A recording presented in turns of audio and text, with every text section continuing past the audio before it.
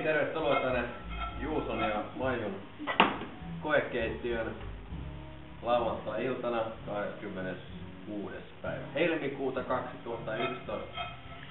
Pyöritellään tässä vähän pinjan siemeniä.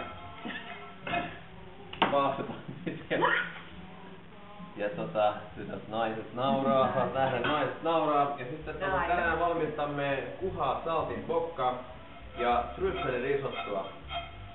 Sain tryffelivoita hyvältä ystävältäni Saksasta ja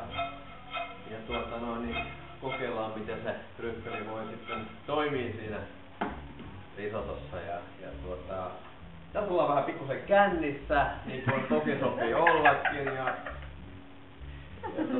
katsotaan nyt tarkkaan, ettei ne pinjasiemenet perkele palaa siihen ja yritetään keskittyä tähän työntekoon sitten välillä, mutta oikein mukava saapua tänne tosissaan. Ja harmi, että kaikki ei pääse.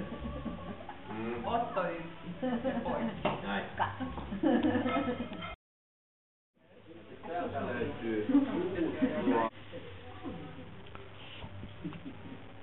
parmesaani, mitä ostitte tuosta lentävästä.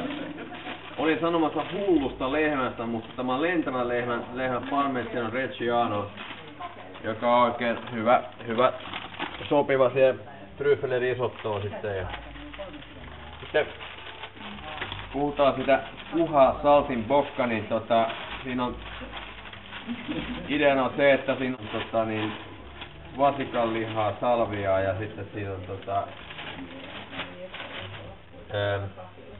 parmankinkkua ja salvia kääritty siihen. Mutta me käytetään nyt savukasleria. Vähän pistetään pikkusen niinku paremmaksi tää homma, että suomalaista Votkinin savukasleria tähän käytetään. Maistetaan siihen niinku näin. Joo. Ok. Joo. Tää on hyvä.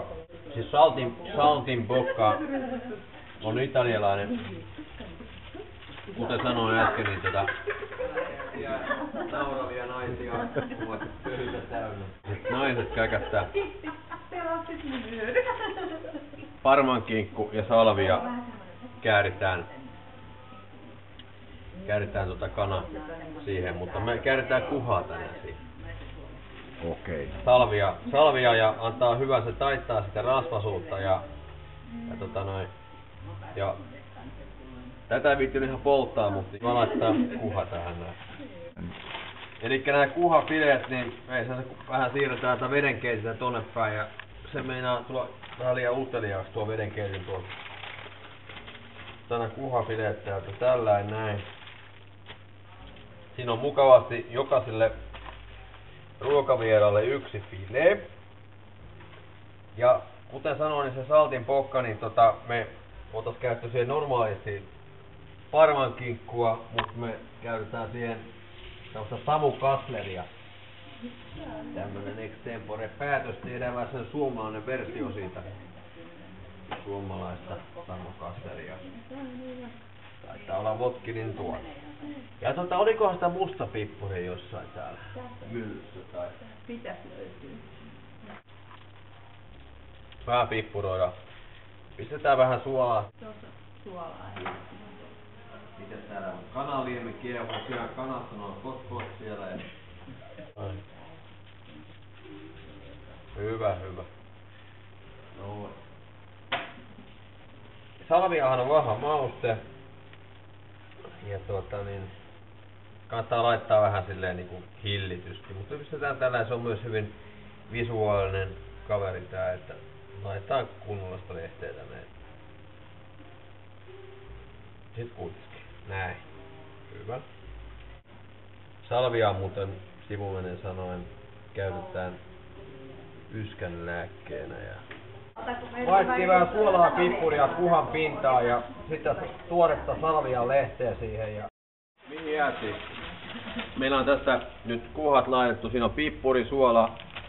Suolaa vähän levylle ja noin. Sitten me laitetaan nää.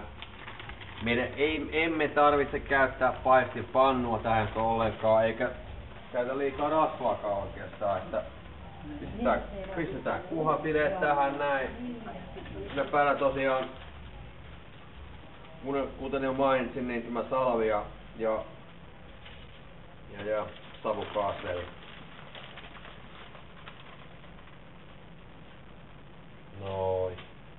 Noin se Marko laittaa nyt sinne näin. Noin. Hyvä meni. Kauniisti laittaa, hyvä.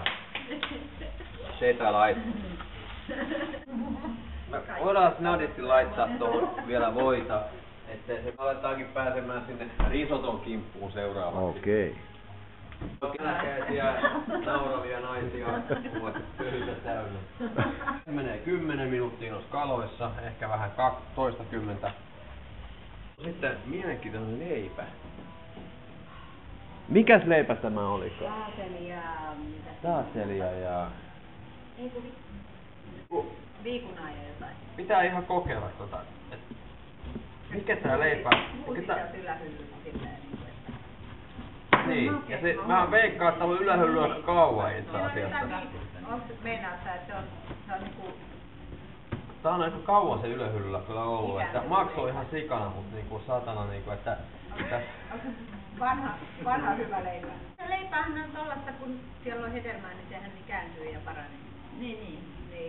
Niinku tää on niinku joulukakku. Niin, se on niinku joulukakku. Niinku tää on ensi jouluna. Tänä jouluna.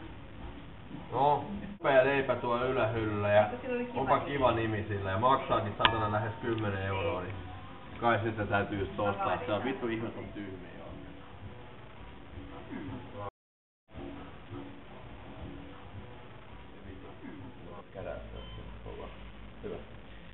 Jees, eli lähdetään siitä, että lähdetään risottoa tekemään. Ja esiliina. Jos se ihan unohtuu. No, mitenkäs siellä voidaan? Ihan hyvin. Hyvä yleisö. No, vähän voit pikkusen sulaa siinä. Emme ruskista sitä voita, mutta vähän suotetaan ja Tarvitsee jotain mittaa. ei, se tulee randomina tästä näin. Olipa tämä Tää on kuuma, se on hyvä. Itse asiassa, löytyykö sitä valkoviiniä? Täältä on ostettu jotain. Isäntä äkki on ostanut hienoa Alsasen valkoviiniä. Käytämme sitä vähän tuohon risottoon. Helsingin kadun Alkon myyjä asiantuntija. Suosituksessa. Okei. Nimenomaan tryffeli kontra kuha. Ihan totta. Oikein. Se oli hienoa ammattilaisen asennetta siellä Helsingin kadun Alkossa.